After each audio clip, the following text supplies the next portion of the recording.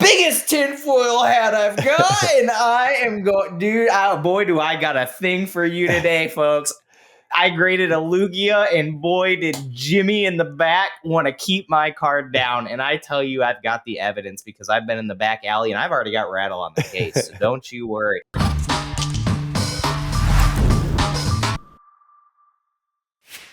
Welcome back to Collectible Conversations. We're your hosts, Squeaks and Radar, and boy, do we have a spicy juicer of a topic for you today. Is grading ruining collectibles as a hobby?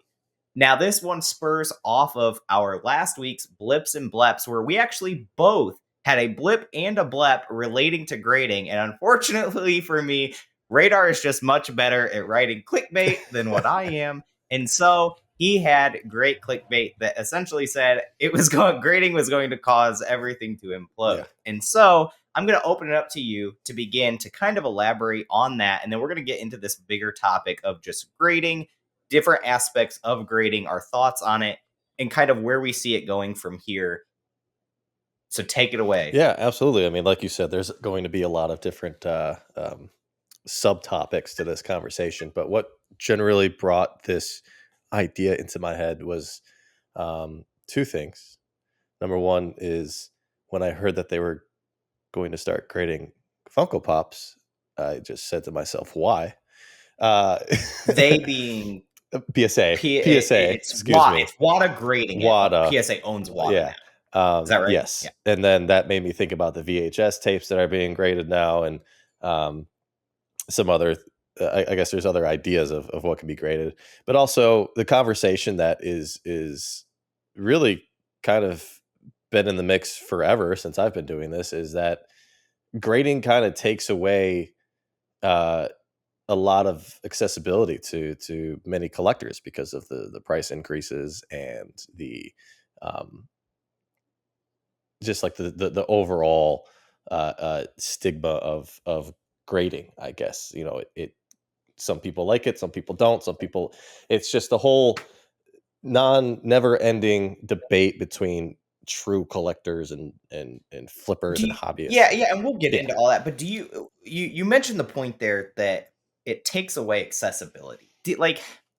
So I'm thinking about that, and I see in some regards, right, prices go up, less people can buy certain cards, that kind of thing. But I do think that that's like a natural growth thing that's going to happen in grading or not grading, but like in collectibles anyways. It's like over time prices are going to rise. But I think you could make an argument that via grading and the publicity that grading gets, it also pulls a lot of similar cards out of the woodwork, right? Like how many Crystal Charizards in great condition did we see get pulled out over the 25th anniversary? And now we see that card more frequently than what I feel like I saw it the 3 years prior combined. That like maybe it adds in a different layer of accessibility. I don't know. Like, I'm like kind of like spurring this other spot, right? Yeah. So I guess I just want to like pick your brain. Well, like I'm all for it too, right? Because this is my business. Like the more facets of the hobby that can increase awareness and help growth of prices and amount of people coming into the hobby, amount of different cards that drive that interest for liquidity is fantastic for a business. So I am all for that portion of it. I just know it's something that I hear. Honestly, it's a consistent complaint from a lot of people, even before prices like are where they're at now. So it's I love that portion of it. I think it's a very needed thing to make sure that the hobby stays afloat and continues to grow. Growth is really the most important key word there. But yeah, it's also getting out of hand, I think, with the amount of labels that are out there now, the different grading companies, and again the amount of categories that are being graded that maybe I just don't understand Funko Pops like the Funko Pop collectors do. But if we're grading a box, like I get the authentication, that's great. I think that's an incredible facet. But grading a box, well, I guess video games, that's a perfect little Like that makes sense. But Oh, like the shade it's begins, just, my friend. Don't you know, I don't you hate on the video uh, games? like for a Funko Pop specifically, and this is completely my opinion and my interest level, is I would grade the actual figure out of the box, because that way the figure could be, there could be manufacturing issues with the figure. There can be, somebody might, it's just normal condition wear and tear of playing with it or moving it around or whatever. And that's, to me, a more realistic idea of grading a collectible. Um, and because it's similar to cards, you play with So, cards, all that stuff. so then in that same vein though, would like I have two questions then off that. One is around Pokemon and one is around video games. Video games are graded in the box the same way that Funkos are going to be. So in your mind, and I'll give you the two-parter and then I'll let you answer uh, both. In your mind, should cartridge and manual grading be precedent over sealed grading, like in theory? Because there are a lot of complaints in video games that like you're grading a piece of plastic, like you don't even know what the game might not even be in there, like and then but then in Pokemon, when you laugh at me, it just gets me going. When you humor me so well, much. When and then but in Pokemon, the we grade the cards, but we also people grade packs. And I think people would grade booster boxes if anyone was dumb enough to to go out on a limb and do it, yeah. even because you can't authenticate seal. So like any company's not going to take that liability, but people would do it, right? If it was an option. And so when you say the Funko thing, I hear what you're saying, but I feel like Pokemon, video games, some of these other facets almost contradict that. And so this, I guess, leads into like those two things, and you can address those, but leads into my bigger question. And this is kind of just my bigger question with your whole like it's going to implode, because you started off with VHS, now you're into Funkos. It's going to implode because you think this is like we grade these things that people actually want graded, but now we're just going to try to grade everything and make things that are not to like make money and try to like push this to some level that it's not, kind of like the hobby got pushed to a level that it wasn't, or like what where are you going with this, brother? That's where I'm trying to get to. It's an endless path of forks in the road that we can go down, and a lot of retracting and Well, that's saying. why we're here. But So like let's go down. specifically VHS. Well, let me go back. No, specifically VHS. I get there's people that have collected that. I don't collect it. I don't know the community. I don't know the seriousness of it. But I feel like the grading aspect of VHS was just completely forced and thrown out there to create a new collectible, a new it. And the timing like Yeah, lines up with that, I right? did Because not. like why weren't we grading VHS 3 years Right. ago, 4 years ago? Is that need actually there? Is there a real need being met with that addition to grading? I don't think Or so. not even just like a demand. Is there Yeah, actually a demand? Like, are there end consumers that are like, I've always wanted a Back to the Future yeah, graded. I've like thought about this. yeah, Like me, I want a manga graded. Nobody grades manga, but like, yeah. does that demand exist for VHS? I don't Like I know. saw, like the first one I saw was a Lion King. I was like, oh, that's cool. I would buy it, but also whatever. Uh, and like manga makes sense to me. Again, we could have the number one VHS collector in the world on here, and he could change my mind. But uh, manga is a easy transition to me from comics, and with the way that Sure. Pokemon and other TCGs are experiencing incredible growth, the fact that manga would be a collectible as well makes complete sense to me. So I don't have any qualms with that. Um, but going back to like the previous 2 points that you made, which maybe you could remind me, the first one, The in the box in thing, the the box first thing, one. So yeah. like cartridge, like the idea, So like your that argument of Funkos that doesn't make sense I contradicts have, what is being done in these other very successful sectors. yeah, and I have 2 graded video games, and it's the same game. It's Super Smash Bros. Melee. I don't have any interest in collecting sealed video games. I like the idea of having a full library of video games that I can take and play, and just have them all there, take them out and play them. Um, that's where I think the nostalgia lies within video games personally. And even, grading cartridges, I know we see like the world championship, like gold ones and all that stuff from whatever. The NWC, Yes. the gray and the Thank you. gold. Thank you. Yeah, yeah. Um, yeah, I think that to me makes more sense with grading. Is it's an item that was used and handled, and for those people that did not handle it as much or kept it pristine will get a better grade. It's it, I still battle with the whole grading of modern stuff. It doesn't have that. It's yeah.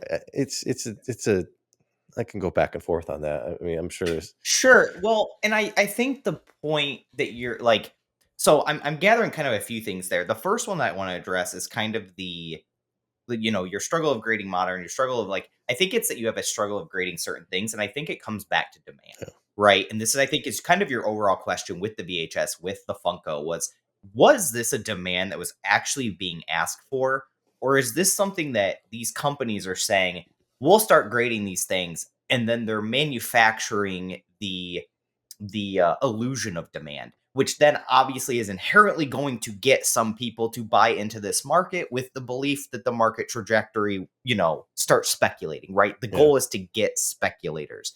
And so, I think that that is a great point, because I do question how much demand there is, right? I think that there's probably to some degree demand for both of those things, especially more so in Funkos.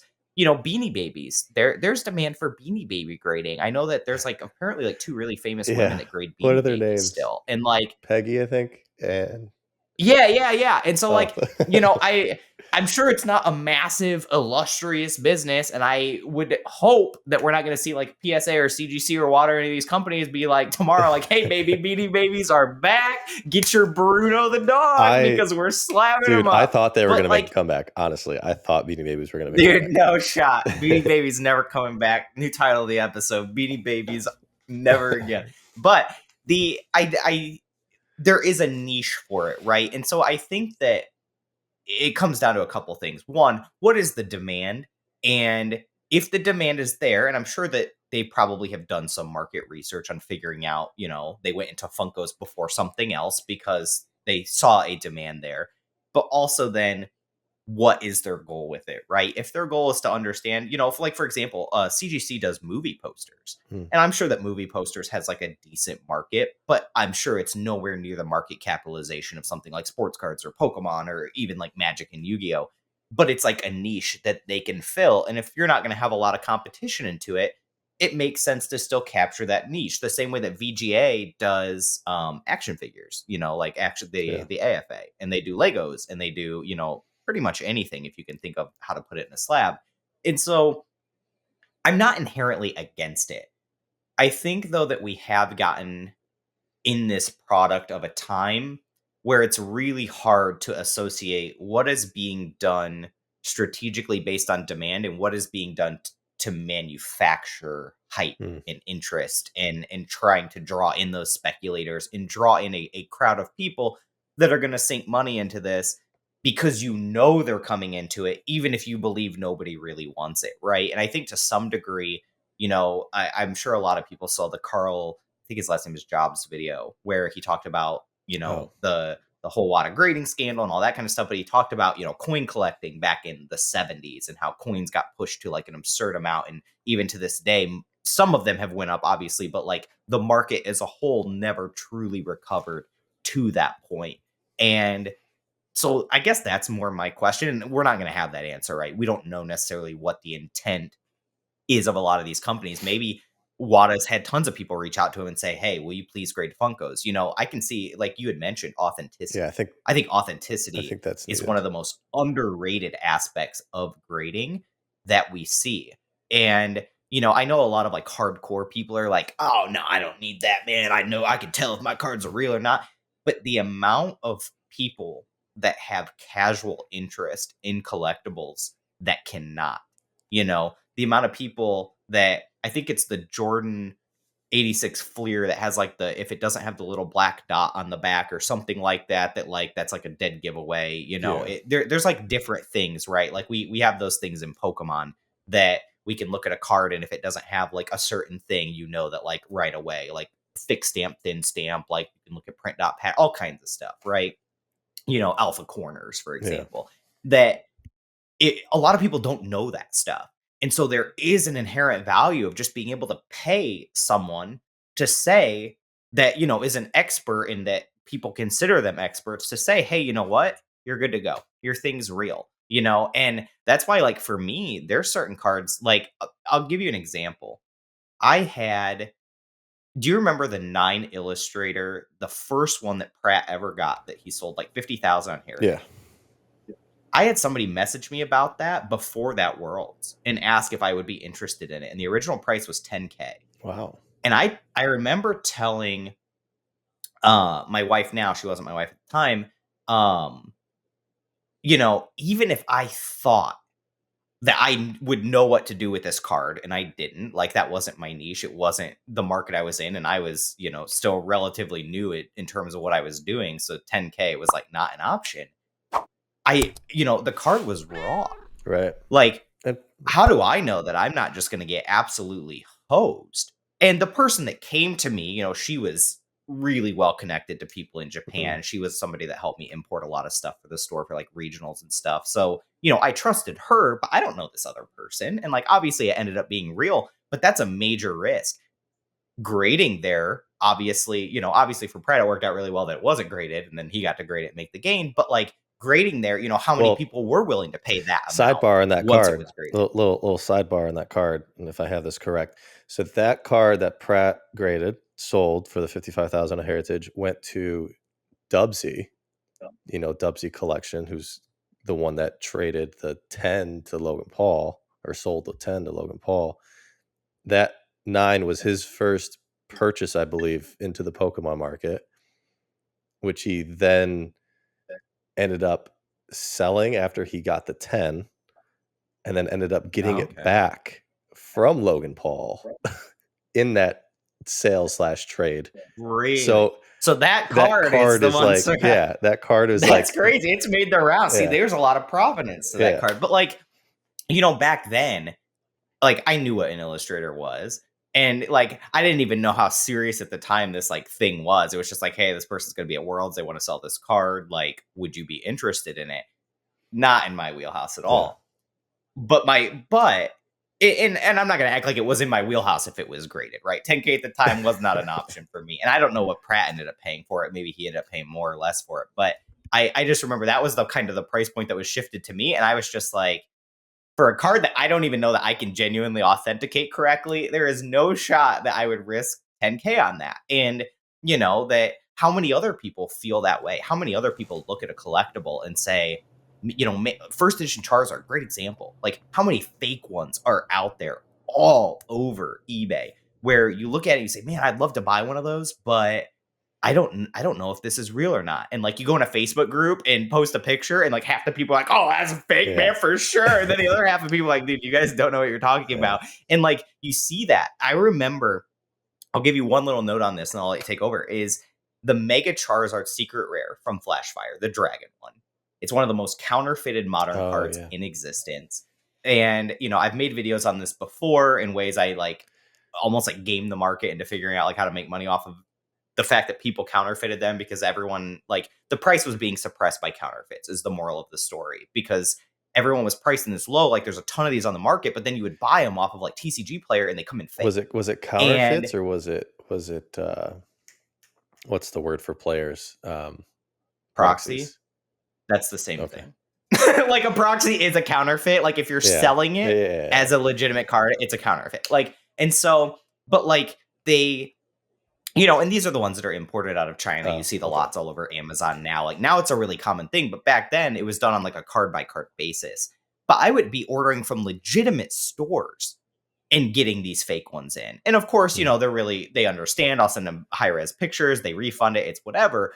But it's like, if legitimate stores that deal with cards every day aren't seeing these things, there is some value to that stuff when you start hitting dollar thresholds where it's like, you know what? I'm paying so much for this. I'd rather pay an extra $15, an extra $20 to make sure that this thing is real. Like, grading aside, I do think the authentication value is really slept on. Now, we're getting more services in the industry like eBay's authentication program and stuff like that.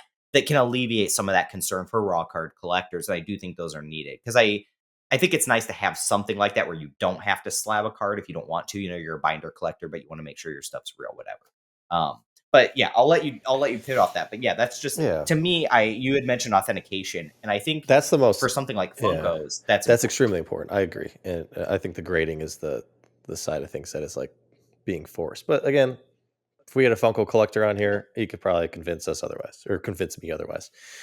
Well, and You I, know, I think that's the key, right? Is when it comes down to their intention, kind of thing I was talking about with these companies is their marketing is grading, but is the real value that they're providing authentication? But authentication doesn't sound and as Funko collectors want yeah, and Funko rosy. collectors want to grow their market. They want to improve their hobby. So I get it. Like I just And there is no denying that grading that can grow a yeah market. Now it can also bubble a market, but like, yeah 2016 boom in Pokemon 20th anniversary, it was Pokemon Go year.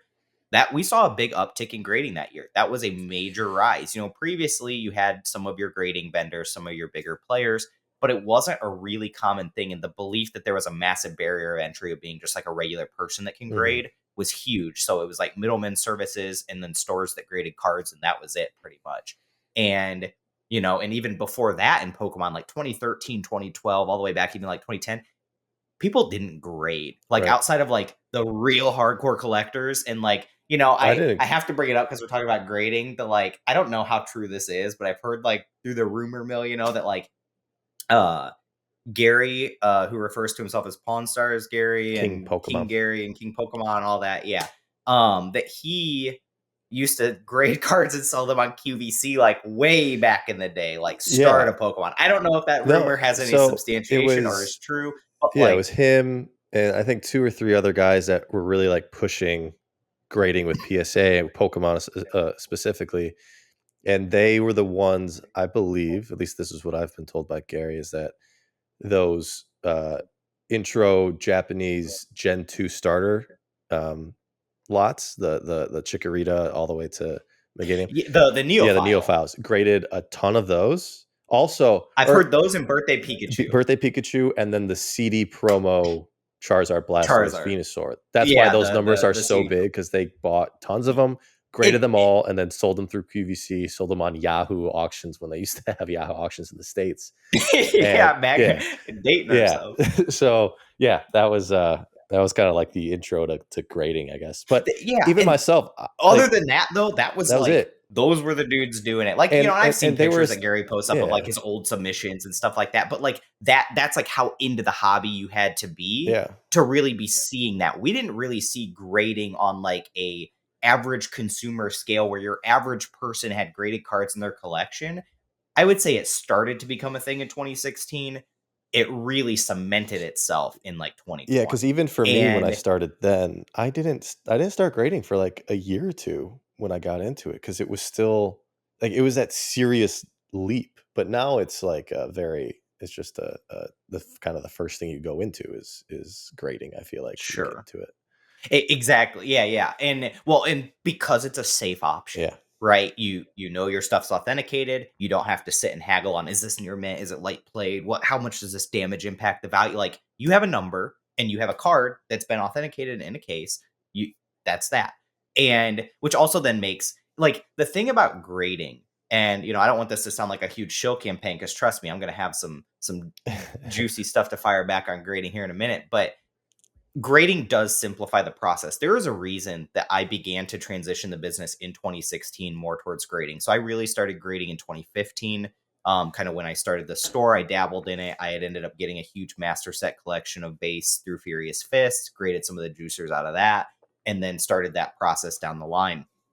And but it was one of those things that I recognized, man, this makes selling easier. yeah, It's not a haggle between me and the buyer of what condition is this card. I'm not having to take a million photos from like 500 angles. It's a matter of a front and a back photo with a cert number, good to go. Boom, bada boom, like packing it and shipping it. I don't need a team bag and a top loader and a penny sleeve and a some bubble wrap around that. I take a slab, I pop it in a team bag, I put a piece of bubble wrap in the bubble mailer out the door. You buy a bunch of them, you're going to get them in a bubble mailer in a box. Like it's easy. yeah. And That's why I moved I out of do sealed. think that convenience. underestimated.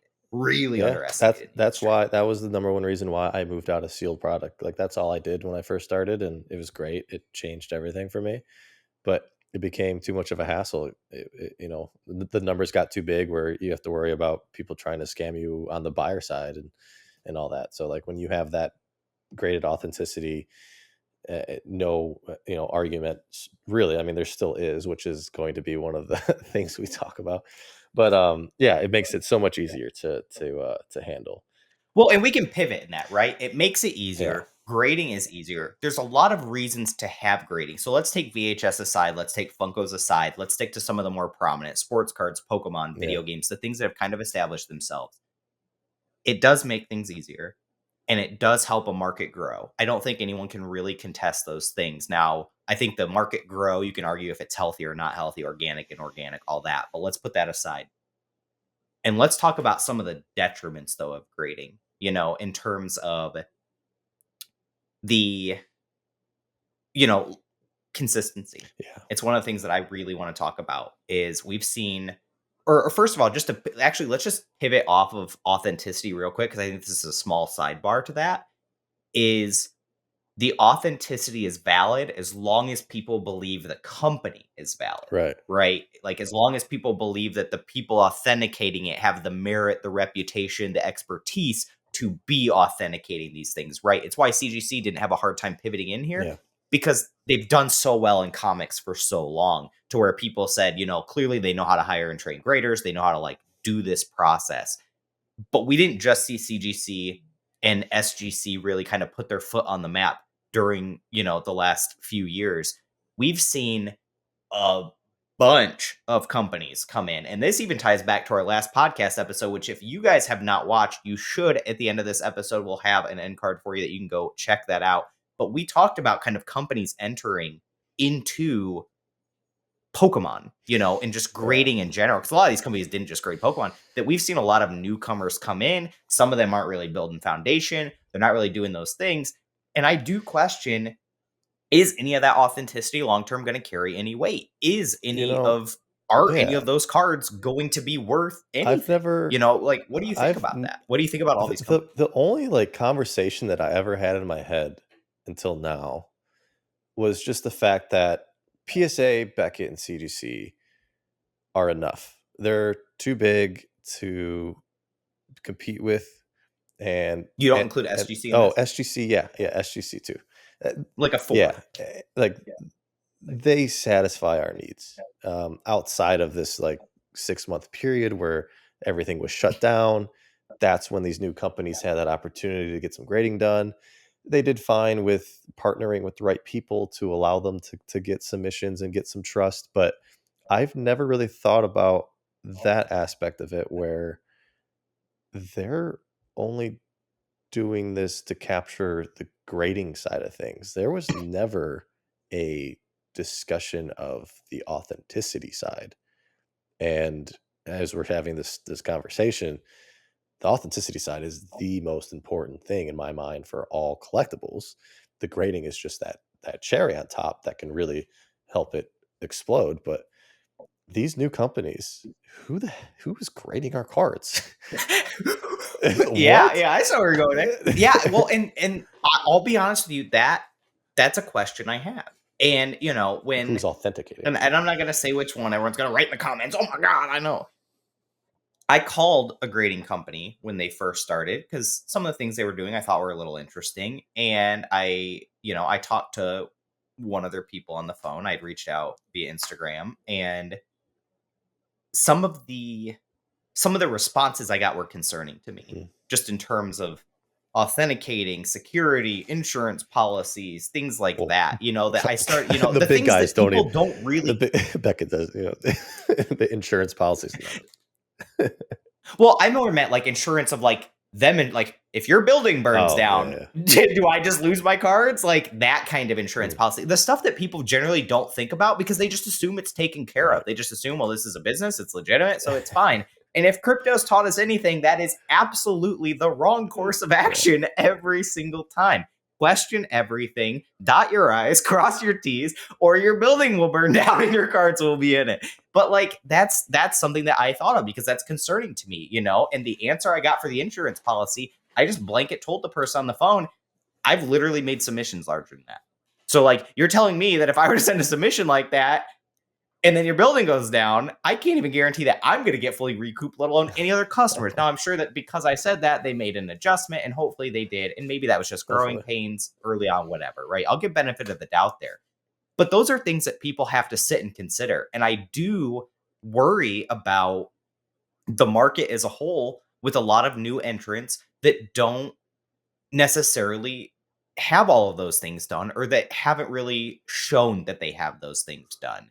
And, you know, like for example, when people get contracting on a house done, you're going to hire a painter, you're going to hire a whatever. One of the big things that people will put like in their listings on like Thumbtack and places like that is like fully insured to X amount, like things like that to give reassurance to the people using their services that you're protected with us. And I just sometimes I question how much of this was thrown together to capitalize on a market, like you said, and how many of these other things were done behind the scenes. And again, maybe they are, maybe they're not. I don't know. But that's the kind of stuff that if you're out there and you're like, man, you know what? I can go with this other company, they charge less or their turnaround times are faster. It doesn't necessarily mean that's a bad thing, right?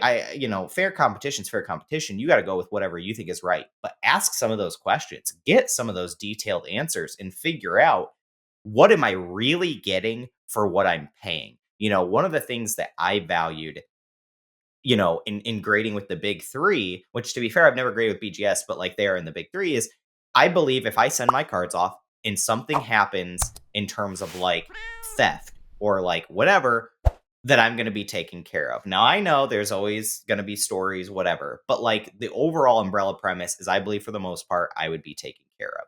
And that is valuable to me. That to me is part of what I'm paying that fee for to send my card in and have it graded and authenticated. And I do think a lot of these companies that came in have brought some unique and interesting ideas into the hobby and would love to see, you know, how that will develop over time. But I do fear that they don't do enough of the build out of what it takes to be a successful grading company to last. At which point, if you're just wanting to put a card in a slab to have it look nice, whatever, maybe protect it from some random damage, it's probably fine. It's like the equivalent of a one touch. If you're just wanting it for authentication, I guess it comes down to what answers you got on authentication, right? We've even seen some of the big companies make mistakes with things like those first ed stamps right now that are struggling and getting through and, you know, every once in a while, and other companies are catching them, whatever.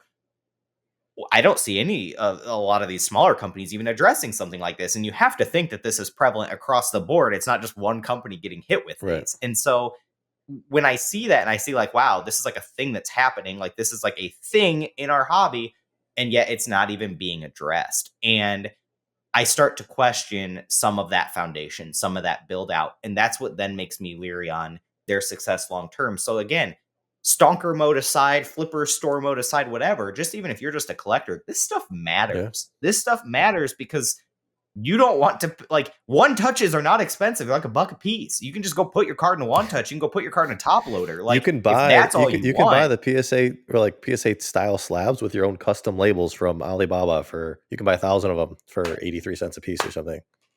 exactly. Which is And a so like fantastic idea for anybody that wants to be a breaker or something. Put your logo up there, do a break, send your hits in some slabs. and my moral of this whole thing is just not every grading company is made equally, and they're all going to have their pros and Mhm. cons. Some lists are going to be longer than others on both sides. But as consumers, one of the best things out there that you can do is ask some of these hard hitting questions. And like, you know, if you call up one of these companies, hey, CGC, what security features do you have in place? They may tell you some generic things like, well, we've got a vault, we've got, you know, cameras, armed guards, whatever. They're not going to say, oh, and on our left corner here, we've got a security camera that faces 14 degrees south and it pans a 345-degree view. Like, they're not going to give you that, obviously. That would be anti-security. That would be the opposite. But like they should be able to address these questions. And so that's what I would encourage all of you in kind of talking about these grading companies, because there's a lot that have popped up. There's going to be more that pop up, and there's going to be more of these companies, you know, like what we're seeing Wada do Funkos, but we saw that um in investment whatever grading company that started doing VHS and video games. We've Yeah. seen, we've just seen a myriad of companies pop up throughout, Pokemon and Magic and all these different card games, and some of them out the gate were able to just grade everything, which then makes me question, are your graders actually trained on all of these things, or is it just if it fits in our holder we grade it, right? Like those are the kind of questions I start to rumble through, and I think that it's fair to ask those questions, and as consumers we should be asking those questions Well, and holding these companies to a let me ask standard. you a couple questions here before I transition to the next thing. And all I want is a yes or no. That's all I get to give. All That's you not get really to fair for a topic like this. This is like will blips and will blips, any of brother. these grading companies in the United States, outside of the big three, big four, survive? You can talk about it more I if you want, think but I yes. okay. I think that in the I think the biggest issue, because the thing is, even if some of these companies have made mistakes, even if some of these companies maybe didn't build out their foundation as well as they could have, you can still always adapt. Yeah. You can still always implement those things. You can call up your insurance company and get a better policy. You can get security cameras installed. You can do whatever. You can hire on more expert graders. Obviously, there's going to be like brand and reputation and repair and things like that that you may have to do whatever, but you can do that. I think the thing that it really comes down to is what sets each one of these companies apart, right? PSA's got the namesake standard, BGS has got the black label, CGC's got cost and speed, like those things. And SGC, I think probably for the most part, a lot of people really like the cases because they look like picture frames.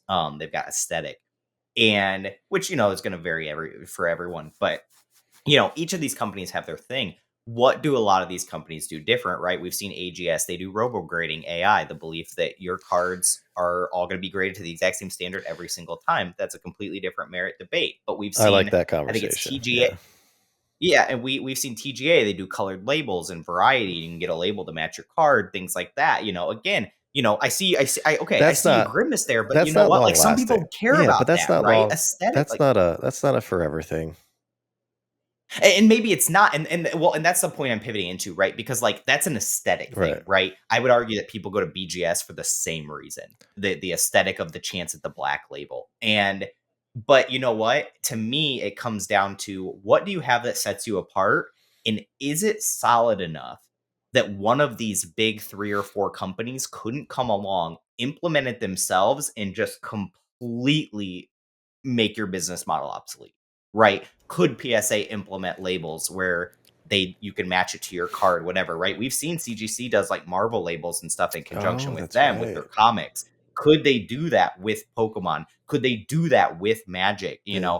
Pokemon, that might be a little higher of a barrier to jump because Pokemon, as we've talked about on the podcast before, them collaborating with other companies, things Right. like Right. that. Right. Which, by the way, if you guys want to hear more about that, you can hear about it in episode 3, the world's topic one, Yes. where we talked about kind of Pokemon and growing. But um, you Yeah. know, Hasbro, WotC, Wizards of the Coast, Magic, they've done all kinds of collaborations. Like I could definitely see that going over, and then you can get your Liliana card and a dope Liliana label, something. I could see that Yeah. happening.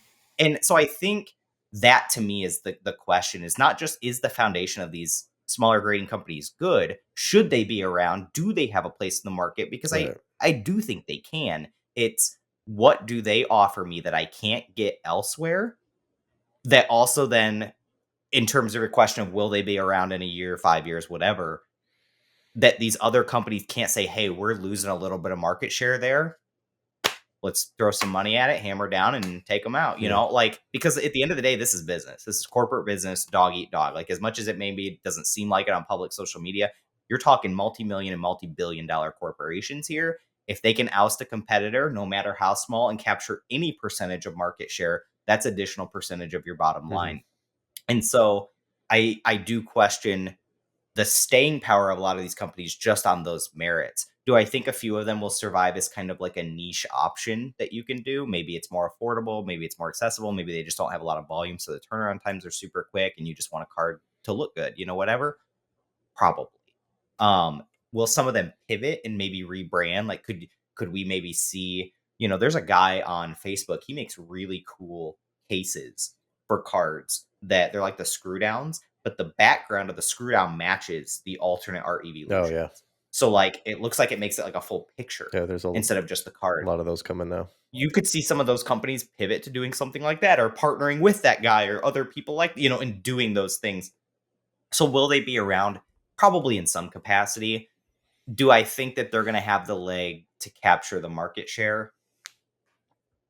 They'd have to do a lot of cash injection, a lot Long, of influencer long uphill marketing, a lot battle. of all kinds of Yeah. stuff. So So does that yeah, not does ready. that also was that the same, I guess, feeling for international outside of the US? How do you feel about the need of grading companies outside of the US? I know that PSA has opened up an office in Japan.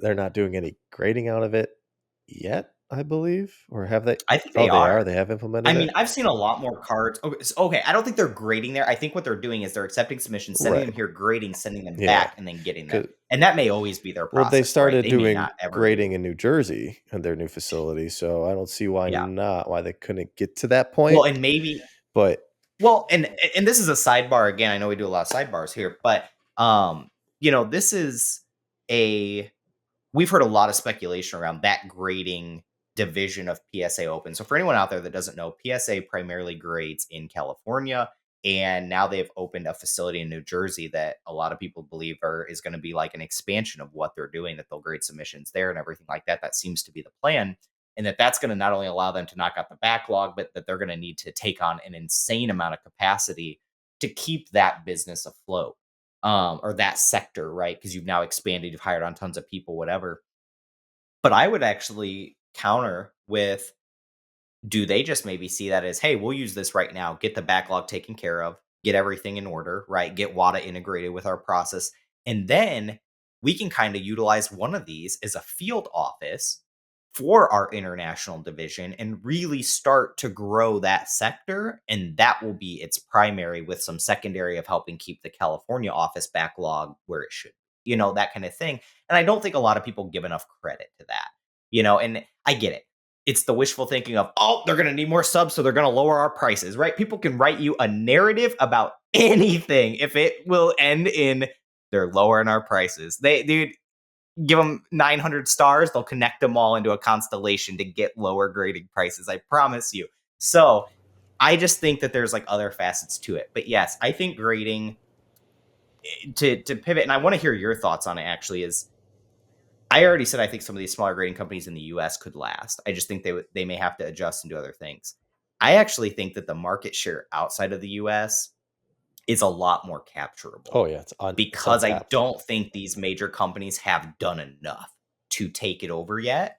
And if you could solidify yourself in that spot and, dot your I's, cross your T's, give people that reassurance that you've got professional level authentication, a really high standard, great looking cases, do whatever, and they get used to that, and your community around that starts buying, if all of Europe starts buying a new grading company's cards and everyone starts buying and selling that, it's going to be harder to get your foothold in there and get people to adjust. Because at the end of the day, there are a lot of collectors buying this stuff. People like their stuff to match. They like it to look aesthetically pleasing, right? You don't want a CGC and a PSA case and then a BGS and then an SGC and then and like some people don't mind, but most do.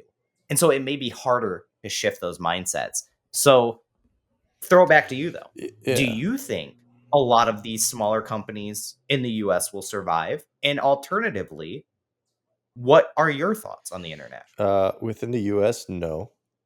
Outside of So just blanket outside of the big four, none yeah, of them.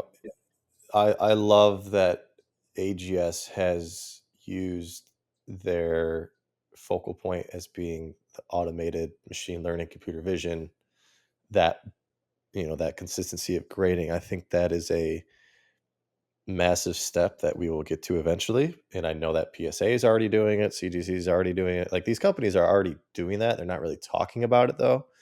I used to work in the automation world, and I know that they were working on getting robotics to automate certain processes and all that stuff. So, When you say that they're doing it, they're not full auto oh no, no, grading. no, no, no. no. They're just utilizing computers to help with Yeah, the yeah, process. but I think Okay. eventually we'll get there.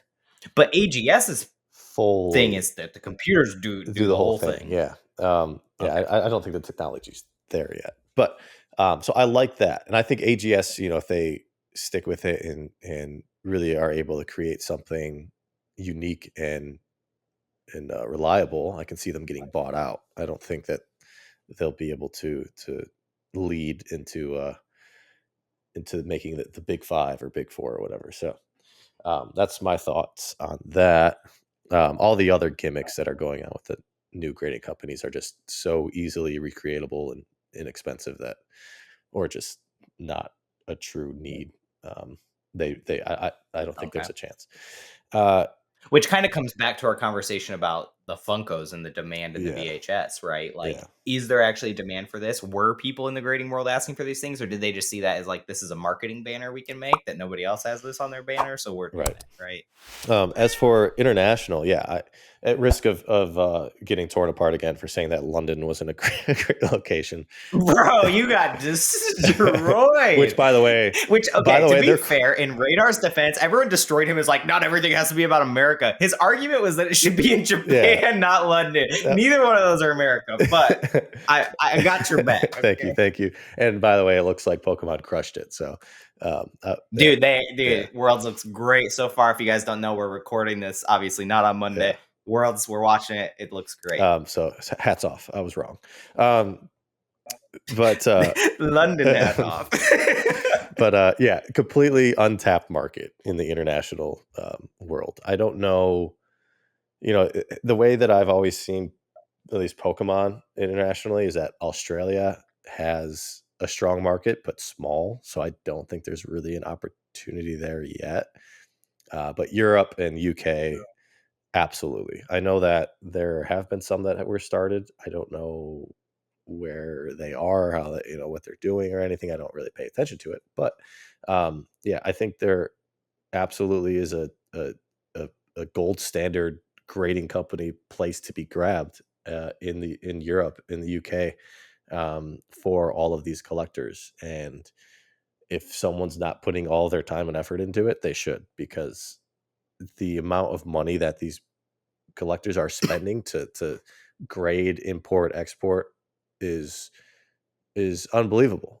We And customs fees, VAT taxes, that yeah, stuff is and brutal. like I get, the eBay vault and all these vaults are doing a great job of allowing these people to collect and not have to worry about that, and they can come fly over to the US once a year and pick up everything or whatever. But um I just don't think that satisfies the true needs of collectors. It satisfies, The average person, right. right? The average person's not getting on a plane to come pick up their one graded card that they've had since their childhood. Exactly. It satisfies the needs of businesses internationally that, The hardcore. Yeah. but for the masses, the collectors, the players, the people that you don't realize you sell the majority of your items to, at least through eBay, um, you can't, it doesn't work for them. It does not work for them. Talking about that Yeah. accessibility because of price points, just of taking a raw card to a graded card, and a large majority of people can't afford it now. Think about the extra fees and, yeah, everything you have to pay once it's going international. So that just takes out a lot of potential buyers, a lot of potential collectors, and yeah, there's a huge need for that. Okay. So you believe that there's a huge need and a huge growth opportunity that could either be captured by the big four, or Yes. maybe a new guy comes along, Yes. does the international market, takes it over. They kind of become the standard for the international market. Um, I want to go back to your AGS comment about robo Yeah. grading and that it's not quite there yet. And I do want to correct, because I think that when we say that computers do everything, I think it's computers do everything for the grading, right? I think humans still like take the card and put it in a slab. They Yeah. still like, Robo. and then have the machine slab Yeah. it. Yeah. Yeah, yeah. Robo Yeah. grading, right? I want to give their business model fair credit for what it is. So, um, and full disclosure, I've never graded with them. Neither have So but I want to ask you, because you said you don't think the automation, the machine learning AI, that it's there I. yet. Yeah. Well, my first thought then comes to, if it's not there yet, and I think that this is a bigger just kind of topic that we should open up for grading to discuss, is if it's not there yet, are there consistency issues? And if there are consistency issues, is there any value in it at all? Right? Because you don't know where those issues, like, is it any better than human grading if there's consistency issues? And I guess without like the source code or whatever, the data, Yeah. it'd be hard to know. But like, but can you know, and I just want to open this up to the broad, like your thoughts on the consistency issues within the hobby, because one of the things that you do specifically, Mr. Million View Charizard guy, is you crack slabs and regrade the cards with other companies to get different grades. Now, part of that's just going to be playing the scale differences and how they assess certain types of damage and things like that. But some of it is just, you know, for example, I bought here, I got a little juicer. I bought some junk slabs. You know, shout out to the originators of the junk slabs. We'll give ourselves some credit. I bought this Mewtwo off PWCC. This got a 6. I looked this thing over.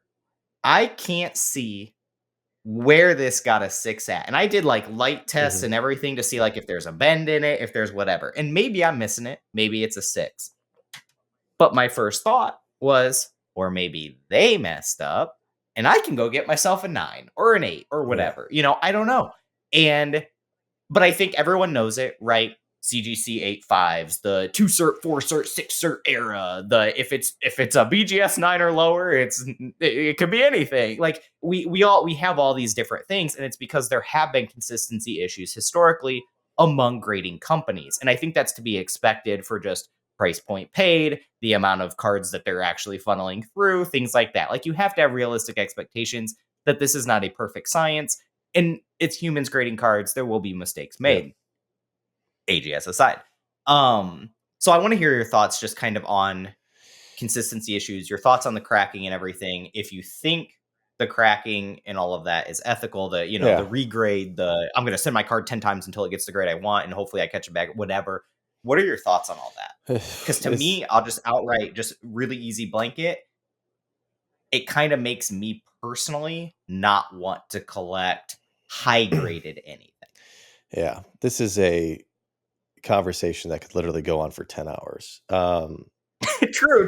Give us the 10-minute version. Oh yeah, I'll do my best. But there's so many different things here because I mean, like first off, those types of mistakes where you get a 6 that actually has nothing wrong on it is so rare. Um, they're there, but it's so rare. And you know, it might come down to like some random era of cards that has like lipped corners or like some weird surface issue that's just on every card. You know, there's a lot of And full credit to yeah, PSA. I can just be blind, and this card might actually just be a yeah, 6. It yeah. might Like even be like a 4. I don't it's know. hard to But see too in cases, honestly. Like you have to, if you crack it out, you might find it. But I guess I'll start with kind of like the overall timeline of grading, right?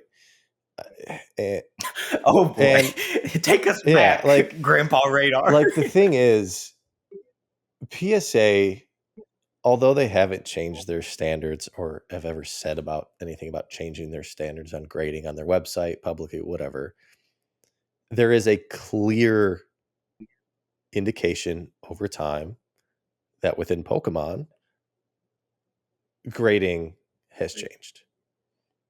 Their harshness on surface, corner dings, centering, whatever. I have gone through a large variety of cards that have been graded at different time frames, and you can see it. You can see a consistency change within time periods, and it sucks.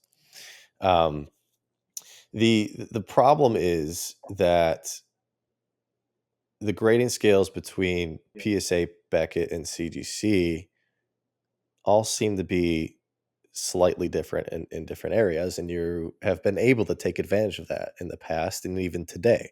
I mean, I at one point was grading trophy cards with Beckett because I could get higher grades overall with their averages of their subgrades, and the fact that they would look at certain aspects of a card differently than PSA would, and it was just uh, it wasn't an ethical issue for me. It was just a an opportunity that is out there to grade with a different company and get a higher grade. Like, some people look at surface issues as end all be all. Like, if there's a scratch on it, I don't want this card. Some people look at centering. If it's off center, left to right versus top and bottom, I don't want this card. So it's there's eye appeal is different to everybody, and I have my own certain preferences with cards and grading, and just because PSA will take a little indent on a card and make it a 6, to me, that's ridiculous. I think that's way over the top. I think if you can send it to Beckett CGC and get an 8, get an 8.5 for a beautiful card that has just one little tiny indent, to me, that makes so much more sense. So there, like, the ethical issue really just comes down to you personally, right? And it's not like, Sure. there are, like, that card that you have that's a 6. It's beautiful, but there's probably most likely there's probably something wrong with it that PSA doesn't like more so than Beckett would like or CGC would like. And Sure. I get so obviously get so much crap for cracking PSA, sending the CGC, cracking Beckett, sending the PSA, doing all that stuff.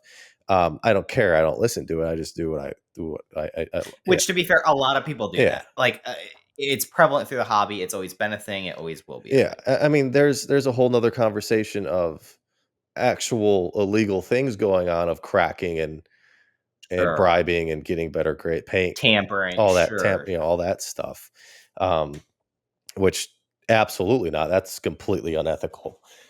So the just the fact that people complain so much about which label is on top of a card, which cases a card is in, um, is a conversation that I absolutely hate listening to. You know, Mhm. Well, boy, it's a good thing we're talking about grading today. like, everyone's complaining about me cracking out 9s to get 9.5s, and Which, but to be fair, you're not that's a little different to do that, and, like, to me, that says, "Okay, I recognize there's a scale difference here, and that to PSA, this card is a 9. right, To BGS, this card's a 9.5. right, This is just a difference of how they do their scales, but I also know that people will pay me more for a 9.5, even though it's the same card and they're being consistently graded on that standard. That, to me, is you're utilizing an inefficiency of the market, and the fact that there is not a universal grading yeah, standard that every company abides by, right? That's different than, I'm going to take this card, crack it out, and resubmit it to PSA until I get that grader that gives me a right, 9, right? Because the guy that has the bad day. Because at that point, it's, is this card actually a 6 and I'm just trying to catch him slipping? Like, is that ethical? And I think for the most part, like, that's going to be a, right, we don't need to get into the morality of it. I think most people are going to have their line of, is it or yeah. isn't it? My question more for you is just the, does the consistency issues bother you? Because, like, to me, I see it as long as companies are generally consistent within eras, I'm okay. I get that things are going to shift. 2-cert era versus 4-cert era. When CGT first started grading, then they hire on a bunch of new graders. Graders maybe are more passive, whatever. A bunch of 8.5s pop out. People believe that there's a change. Now people believe standards have realigned, whatever. That, to me, makes sense, right?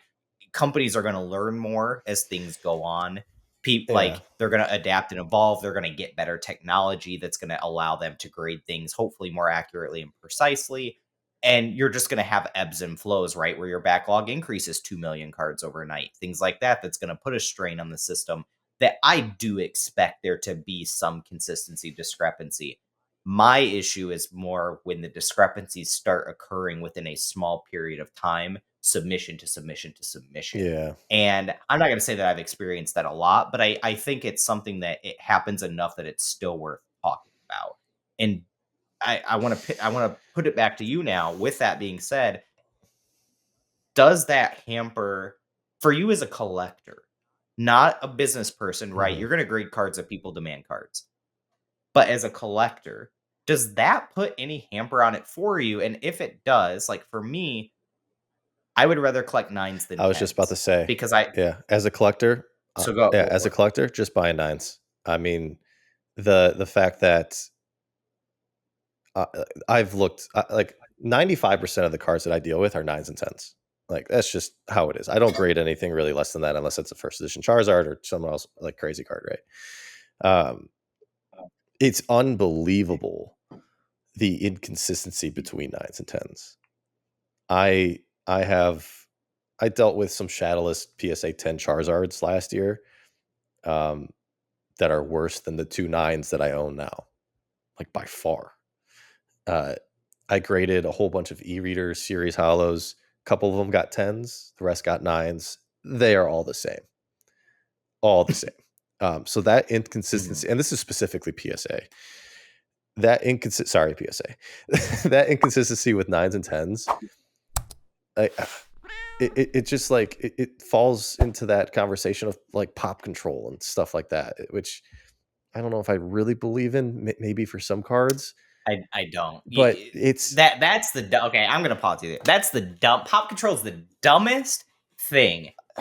like That like that is literally like, hey, let's risk our whole multi-million, multi-billion-dollar business yeah. for this one person that's gonna pay us to keep the slow kings Well, down. Like no, that's well, so stupid. That doesn't even make sense. And if that did happen and a company's like CEO, CFO, owner, whatever was dumb enough to allow it to occur, they deserve for their company to go under and they do deserve to go to jail. But yeah, I do not believe that's the thing. I think that's an argument that people make to justify inconsistencies yeah, where they feel like maybe they've been wronged, right? And so, like, you feel like you've been wronged, and it's hard to accept that, like, hey, this is a thing that happens because we're paying 15, 20 bucks a slab and they're churning out thousands of these a day and it's humans grading them and mistakes will happen. It's hard to accept that versus biggest tinfoil hat I've got, and I am going, dude.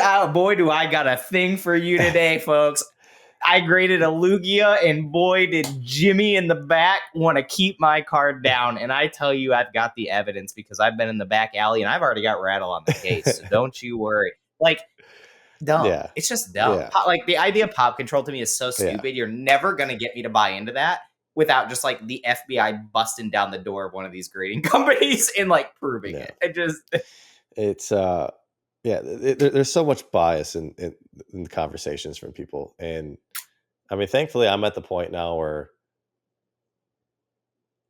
I don't obviously I still will have some bias towards certain cards, but um I'm able to look at cards now and just really be at peace of like what the grade is, and there's plenty of like obviously I am cracking out a ton of cards. It started off with that conversation of okay, which ones can I optimize, which ones can I take a gamble on and truly get that 0.5 bump, get a whole grade bump. So that's what I was doing, and now I'm kind of just doing it for content. But I'm still doing it as smart. I'm not doing cards yet that would get a lower grade or something. I'm doing my best to get as many upgrades as possible as any collector should or business should. But yeah, there's a lot of experience and knowledge between the grading that I've done over years and being able to look at a card and have the balls to take the risk of cracking it out myself and then resending it to either the same company or a different company. So that little like discrepancy between nines and tens with PSA is an extremely frustrating thing as a collector, as a business, because it's significant from both the feelings and monetary avenues. So the fact that there are options to get a 9.5, I find incredibly relieving. And although I don't agree right now with where the market puts 9.5s at. I think there should be a premium against a nine, of course, a PSA 9 specifically. Um, I don't think it should be like dead center between a 9 and a 10. I think it should be closer to the 9 sure, because because that 10 it's really not gets a 10. Yeah. exactly. Um, And that makes sense, right? I think um for me, the consistency thing, I can accept that.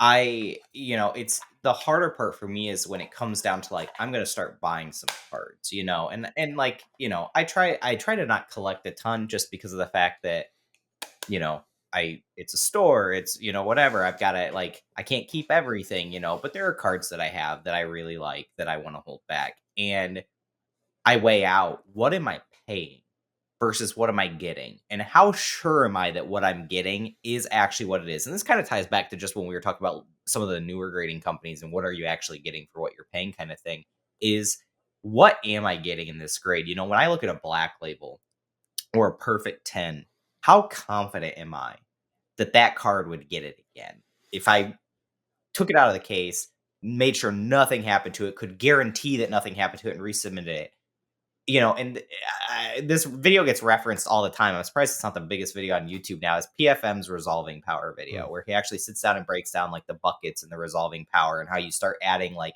half increments of grades or subgrades, how difficult it gets to be able to consistently resolve like grading over time into these buckets. And like it kind of isn't. And because the amount of time that you would like have to look at a card and the amount of like parameters and factors that you'd have to take into account. So I think that most people are in the boat that there's always going to be some consistency. I don't think that that's really up for debate. I do think that the level of consistency that's acceptable or inconsistency that's acceptable is something that is up for debate and does lead to a lot of those tinfoil hat theories. And I will say a lot of those tinfoil hat theories are what really exacerbates like people's understanding of the Mm. severity. I think that, you know, when you if all you're hearing about consistency issues with a grading company is the tinfoil hat stuff, it's probably not as big of an issue as what it's sounding like. It's probably a vocal minority or the peanut gallery. And it's just people not being willing to accept that maybe they're not as good at grading their cards as what they think. Yeah. But hard take. But if you start hearing from it from everyone, or it's everyone's talking about it, and they're tinfoil hat aside that people are just talking about consistency issues, or that I'm getting a sub back and 370 of my 900 cards or whatever were all 8 5s, or not even 900, it was like 400. But like, and then your friend did that same thing and had that same thing happen, and then that person knew somebody that had it happen. You start to find where the real issues are. And this is the reason I'm pivoting this is I actually want to give grading companies credit. It's hard to know, Yeah. where the legitimate claims are. Where are the issues where people really do think that they see a problem here and it's something that like needs to be examined and addressed, and what are the parameters the company has in place to doing that versus, okay, this guy's mad or this gal's mad because they got their card back, they incorrectly graded it, they think that they're God's gift to earth on grading, and they don't accept it. And we see this too. People will crack cards, send them to another company, and they get a lower Mhm. grade. I just saw one this morning. Somebody cracked 2 9s, got 8s. Yeah. It happens. And, that's going to come back to the whole thing of like, you go on YouTube, you think everyone's making billions of dollars and every deal they make is a good one. They just don't post about the bad ones. Same thing with this, right? When people crack slabs and regrade them, you're going to see all the times they hit, baby. They're going to make sure because you'll get your million view Charizard video. But you probably don't see, and I'm not accusing you of Oh, this, but you probably don't see every single one they win, right. right? And I do think that there's probably some of that ebb and flow to both sides, or because if you're doing that, even a whiff is just getting the same grade. Right. Because at that point now I've you've paid more money to do this I've to end up right where you I've started. got a couple of those I So haven't shared yet, but yeah, no, okay, no, well, no see, lower do grades. share them. Share them with like really sad toned Yeah. music and or the oh my god, no, I got it. Do you know on TikTok the like oh Yeah. no, oh Yeah. no, yeah, dude, do Yeah. those. I love that, dude. Anything that has that is, dude, it'll get me every time. Million views. I'll watch it a million times. Just do it. So funny, Yeah. dude. But you should do that. But like that's my point. Is like consistency is always going to happen. I do think that there is a level of inconsistency that is like not Yeah. acceptable, and that we should hold companies to a standard. I also believe that we should allow companies to rectify those mistakes. That's one thing that frustrates me a I lot. always see people want to put the gauntlet down, There's right? And like these companies, PSA specifically, I feel like just doesn't. And I say PSA because again, I grade mostly with PSA. PSA is the majority of the market. I love and hate every single company. sure. But I feel like I just have a feeling that, and I've had in-depth conversations with other collectors about this, about how PSA just kind of won't own up to some of its grading mistakes. And it frustrates me so much. Like we could send in two of the same card in two different grades. One's a 9, one's a 10, and the 9's stronger than the 10. And they were like, "Yep, nope, the 10's better." It's like, no, it's not. There's there's things like that. Rectifying of things that customer service is so important that it just doesn't get taken care of enough. And this to me is where, and this is hard, right? Because when you've been done wrong or you feel like you're done wrong, you want to hear, "I'm sorry, you, we did you wrong." Yeah.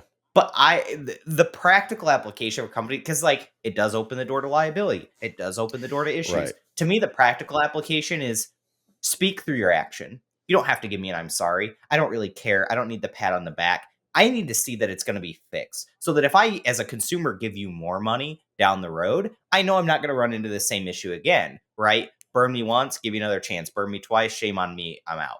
And so, like that to me is kind of the, you know, if you're one of those people out there and you've been burnt by one of these companies, and you're waiting for an apology, it ain't coming. Like it ain't coming, and it shouldn't come, because one, you're paying for a service. Like Yeah. you get what you get. But if you don't like that service, you're not obligated to go again. But if it's something like, "Hey, I voiced an issue, I want them to fix it," that kind of thing, see what they do over time, see how they do or don't improve, right? And like when I first started grading, like CGC is where I grade primarily. I used to primarily grade PSA. I, in full disclosure, they used to sponsor my personal YouTube. We no sponsorship anymore. That's just my opinion. I thought that I was really pleased when I first started grading them where their scale was. I felt like things made sense. I felt like it was right. I do feel like there was a period of time where that strayed, and it was during, when everything was crazy, turnaround times were blowing up everywhere. So I understood. It didn't feel good. It didn't feel good to get my cards back and feel like they were not Yeah. accurate. But it happens. So am I sitting here waiting to grab my phone, waiting for my call of, "Hey, we're sorry"? No. What has happened since? What am I watching since? Pop reports are out. It's a great tool of accountability. Now I'm starting to watch. I'm starting to see the cards that are coming back, the cards that are hitting the market, and there's going to be a lot of variables, but there's a lot of people really tracking this data now to see, are these scales shifting? Are there areas of nine, six cert versus four cert where everything's getting a 9 and they should get 10s? Is there an era that the 8.5s have now shifted more into the 9 pool and things are, perfect 10s are coming out more? All that stuff, that data's coming Yeah. out. And, that to me shows that if there was an issue, something has now changed where course correction's happening. And it feels like it's getting closer back to where I liked it when I first Yeah. started. I don't need the apology. I need the apology through the action, right? Because at the end of the day, this is a service that I'm paying for. The same way if I agree with PSA, the reason that it was so easy for me to want to go to CGC when they came out and give them a chance was when I had graded with PSA last, I got a lot of 9s on just pack fresh cards. And you're going to have that sometimes. But when it's just across the board everything, when those same cards I submitted another batch previously and most of them got 10s, that feels bad. Yeah. Stored the same way, pulled the same way, everything. And so like to me it was like, you know what? I haven't seen a change happen, and I haven't experienced other people having a change happen, so I'm going to give this other company a try, right? And that company did well enough for me that I kept going with them. And like that's how market share can shift. But to me, it's about, and maybe PSA did correct, but I'd already moved on. Right. And that's my choice as a consumer. And it's still right by them to do what they got to do.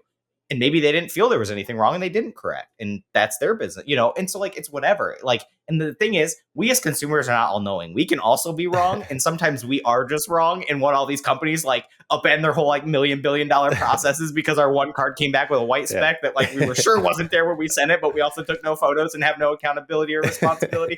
Like, dude, it just drives me freaking insane.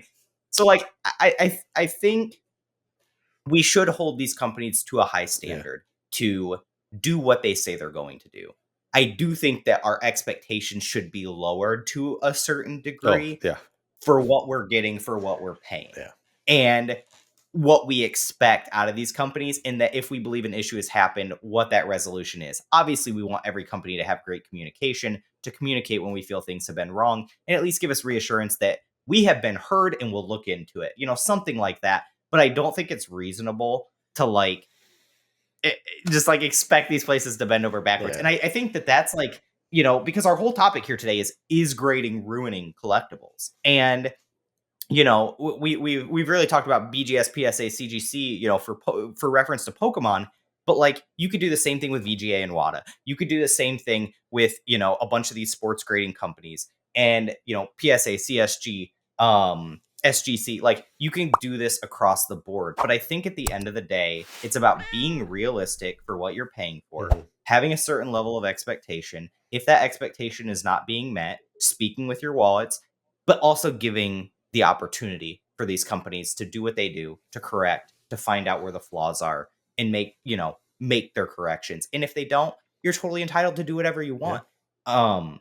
But that's my thing. Like, so I guess to kind of wrap us on the grading thing is, you know, I want to give you a chance to respond to that first, I guess. Yeah, I think Do you have anything you want to add on consistency, any of yeah, that? the idea of grading ruining the hobby or the collectibles. I think that the conversations that people are having about it are what's ruining the the collectible, the hobby. I think people are too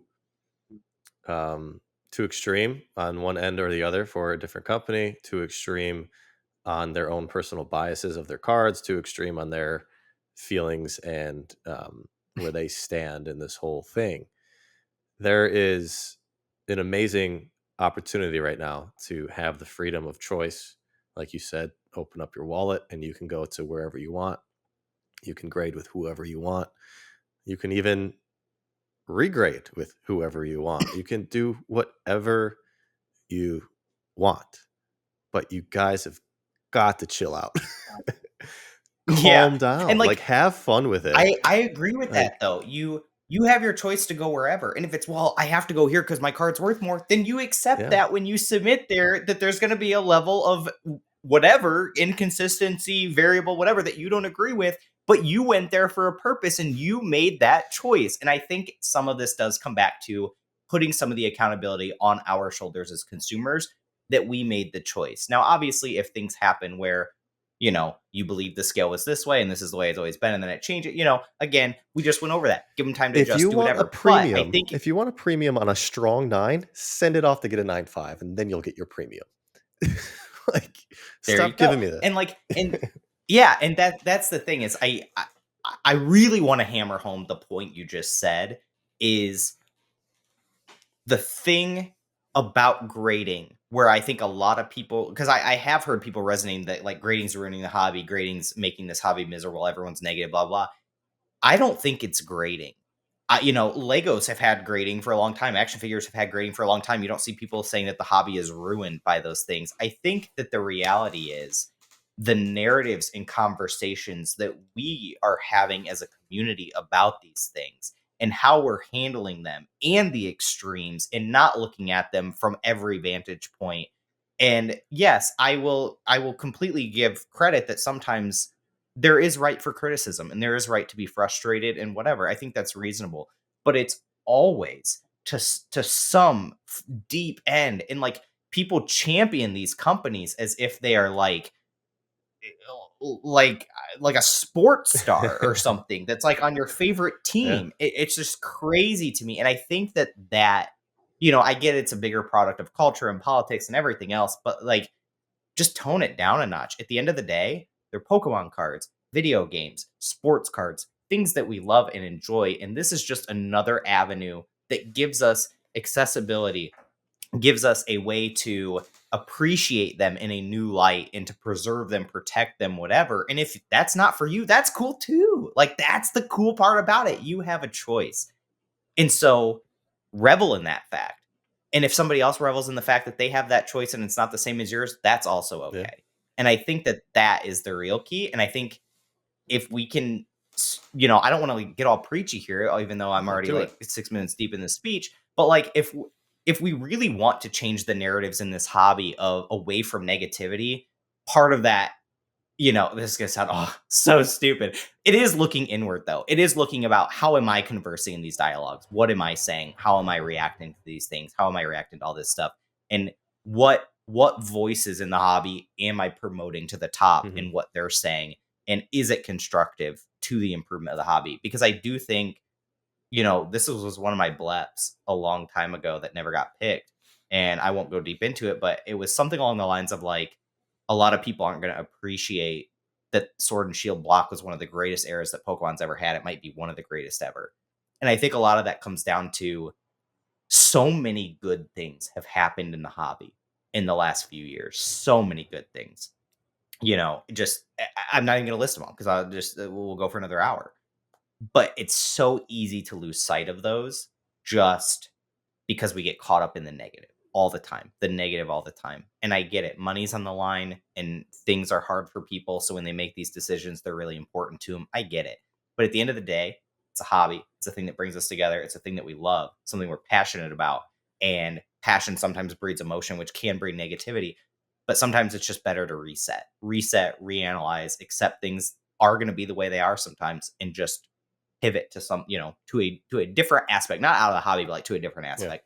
And so that's kind of just where I wanted to wrap this back is I love that you said it. That's why I'm like so passionate right now, is because that was actually where I was going to lead my moral at the end of Oh. this is, we obviously, guys, we kind of brainstorm topics, things like that, but we don't really tell each other our points, right? Because I think that's what keeps us a natural discussion. So the fact that you and I are very different sides of the same coin a lot of times, and I think a lot of our viewers have appreciated and respected that, is the fact that we have very different views on grading in these companies, but can still land at that exact same thing, shows you that there's some merit behind it. That it's the conversations we're having that's really bringing the detriment and not necessarily the existence of grading as a whole. And so, with that, let's flip it to a positive real quick before Blips and Bleps. A couple quick things because, I grade a lot, but I grade based on just like what consumers want. If you had to give a few tips to someone out there watching that wanted to grade some cards, what are some tips that you would give them? Regardless of who they are, whether they're a store, whether they're a collector, whether they're somebody looking to flip, what are some tips that you would give people to maximize their experience? Oh gosh. That's I know I put you on the that's hard spot. See, we don't because prepare. Now, radar. it's different for every person, right? Like you just laid out. But if I had to generalize it and What are some things that you take under consideration? for myself, I of course it's a business, so I'm considering the amount of value that I will get from grading the card. So I do the cost analysis of what's going to cost to get this card graded. What But is what do you look at? You clearly look at the companies, what their stuff sells for, how prominent they are, how quickly you can get it Yeah, back. all that stuff. But it comes down. I've been doing it so much, and like I said previously, I look intently at the condition of the card, especially if it's of higher value, and depending on certain aspects of it, certain subgrades that I would put on it, will determine where I'll send it. If there is a centering issue, and nothing else, it'll go to PSA. If there is a surface issue, um, like a scratch or a dent and nothing else, it'll go to Beckett. If there is a corner issue or edge issue, probably CGC. Like that's just what I have in my head for the three companies of which ones would be more lenient, I guess, on others or more harsh on other parts of the card. So those are things I look at. And then, It kind of sounds like you're telling people to try each one yeah, out, see what works for yeah, you, what learn the process. And like that is good advice. yeah, Try them all. See which one you like the best. You don't have to send 100 cards right away. Send one to each. See what you get back. See what you like and dislike. mhm, For me, one of the things that I do is if I'm going to grade a card, in terms of value, I look up that card because I can look at a card and I have a general ballpark of what I think it's going to get. Maybe I'm wrong, but let's say I look at a card, I think it's going to get a 9. I'll look up what 9s are going for. Unless that's like a personal childhood card that I've got nostalgia for that card specifically, if it's just a card I want to own and have, if my card plus the grade cost and all the shipping involved, if I could just go buy one, I'm probably not going to grade it and take that risk unless I think there's a chance to get a better grade, yeah, right? So shop around, be a diligent consumer the same way we do with booster boxes and singles or video games or whatever. Look, make sure that you're getting what you think you're getting in terms of that value, and there is just some fun in the process. So like if it's like, well, you know what, it's the same thing, but at least I get to grade it and I get my card and I get the anticipation, you know, because it's fun. You get a box back, you don't know what the grades are going to be. You're like flipping them around. I've never been able to do that. That's fun. Like, you know, I always look. yeah, Always look. yeah. Radar just looks up his pop reports. I wait till mine come back, but you know, there's tons of options out there. You know, you don't have to send everything at once. You can test around. You can, you know, pick some of your favorites and, you know, see how it goes. You can, you know, you don't have to grade everything right away. One of the things I think we both tell people is if it's personal collection, you can always grade it later. Yeah. Maybe wait for a special, wait for a discount or a deal, you know, see what these companies' flow is like. And if maybe you think they're going to start discounting stuff, then you wait and you grade it then. But there's plenty of things that you can do. And that it's also okay just to not grade. Yeah, I love binders. It's okay to keep your stuff raw if Binders you want, are you know? fantastic. Put it in a binder, put it on your desk, use it as a coaster, whatever makes you happy. It's totally cool. But let's give everybody what they came here for. Cue music. That really echoed nicely here. Yeah. Good acoustics out there. Yeah. I've been working on it. The Blips and Bleps section. So, first of all, if you have not already and you've made it to this point in the podcast, that means you were at least entertained or asleep. Please hit that subscribe button, hit that like button, leave a comment down below because you're going to want to leave a comment for this next section, our Blips and Bleps section, where we give each other 3 hot takes in the hobby, and we're not allowed to respond to them at all, except just by giving our next one. But you all, the viewer, get to pick which one you want to hear us address on the next episode and have us go a little more in depth. The other 5 will go into purgatory and we'll never get to talk about them again. No, which is completely contradicted by my first Blip today. So throw all that aside, but still leave a comment down below and we will look through, tally them up, and whichever one gets the most votes is the one that we will address on the next episode. Start us off. Very good at that now. Okay, my first Blip. This will be the last year of the current trophy Pikachu card art. Have we seen it? Oh, am I not allowed to? I'm not allowed to ask. Well, no, I ruined Radar answer. No, I said this is the last year of it, so that means this is the last year. Have we seen this year's? Yeah, that's why I said that. And it's the same as the previous. Yeah, just, so you believe it'll change? Yeah, I believe it'll change. What you're saying? Okay. Where he's saying the trophy cards, because the actual trophy did change this year. That's why I was verified. So the trophy card. Oh, he's gonna show one. Oh, flex on us, baby. Get them muscles out. I knew it. Yeah, those beautiful, lovely cards there. He believes that art is going to change moving forward. My next one is Fusion Strike will end up being a top 3 Sword and Shield set. Across the board. Mew. Pokemon Virtual Reality is coming in 2023. Pokemon Virtual Reality. Okay. Competitive Pokemon TCG and VGC teams are going to become a marketing staple of the hobby moving forward, starting in the 2023 season. 2022-2023. Carbonated water sucks. I can beat that. Okay. I saved my best for last. Now, I do want to preface this one with, this is a little not fair to you, Radar. So this week, we tallied them up. The grading won, but the grading was technically votes of both of ours. So it was almost like 2. Okay. I think, actually, the cereal card one, that Pokemon is going to have cereal cards next year that I had said last week, probably would have won if we took each one on an individual basis. So I'm going to reiterate that cereal cards are coming to the Pokemon TCG in the Scarlet and Violet block. And so, for everyone out there that voted, if you want to hear that, give it a go one more time. So much for purgatory. And you'll take it home and we'll talk about it. Watch us have a whole hour and a half conversation about carbonated water next week. Carbonated water. Nope, then I'm just talking about cereal cards, and then we'll talk about carbonated water and New York style pizza. Which, by the way, nobody commented on that. Does everyone just agree with me that New York style pizza is the best style pizza? It's Detroit style. But that's going to do it. That's not even, they don't even have a they do. It's style. fluffy and buttery. All right. Radar just wants to argue with me, but this has been our episode of Collectible Conversations. We appreciate you all taking the time to watch. And again, would like to remind you, if you enjoy this content, to hit that subscribe button with the little bell notification, pop a like in there, leave a comment down below on the Blips and Bleps or anything else that you thought was interesting or relevant in this podcast episode. I'm Squeaks. That's Radar. And with that, see y'all next time. Bye.